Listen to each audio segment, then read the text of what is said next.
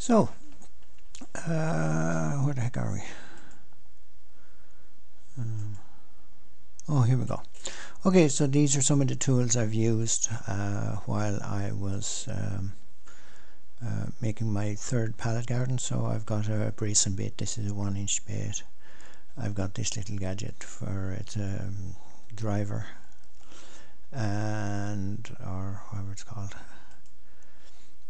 Anyway, oh, this is going slow.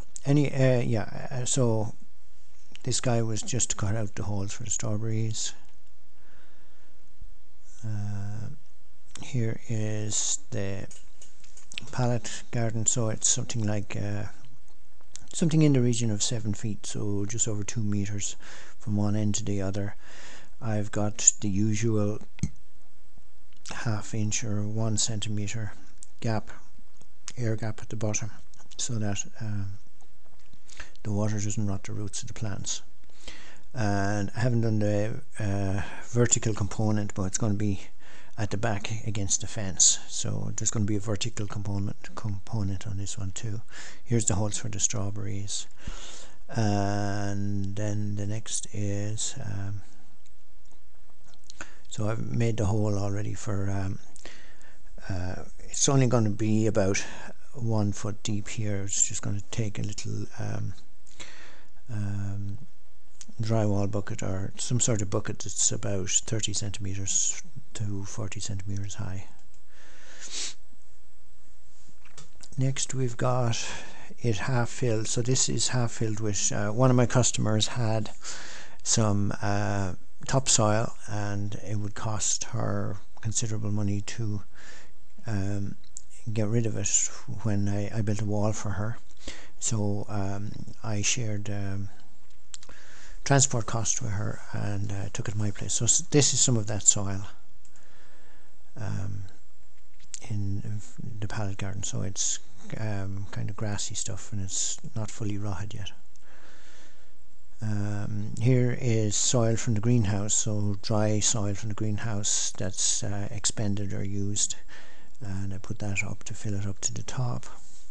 And here it is again. You can see there's this is some sort of nightshade that grows brilliantly in the greenhouse, unfortunately. Here it is again. And so this I put some saved topsoil on top, so this is moisture stuff, and then I started putting plants in. So that's just another picture of the moist soil.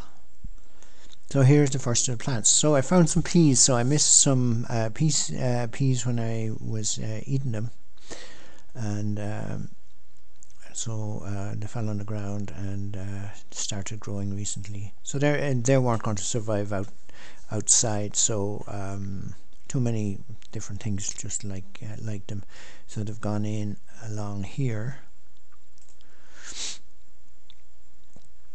And here's some more. See, they're already being chipped off by caterpillars and heaven knows what. Another thing, so some beans set seed that I didn't spot, and they've grown too. So here they are again from the other side. So all you got to do is take them apart. And here's another plant that I've sowed. This is called Mercury or Good King Henry. So this one, it's got 2 heads on it, so I'm going to cut it down here and sow it beside the beans. So there it is cut, and here we have it sown, so 3 plants in a row beside the beans. What did I sow next?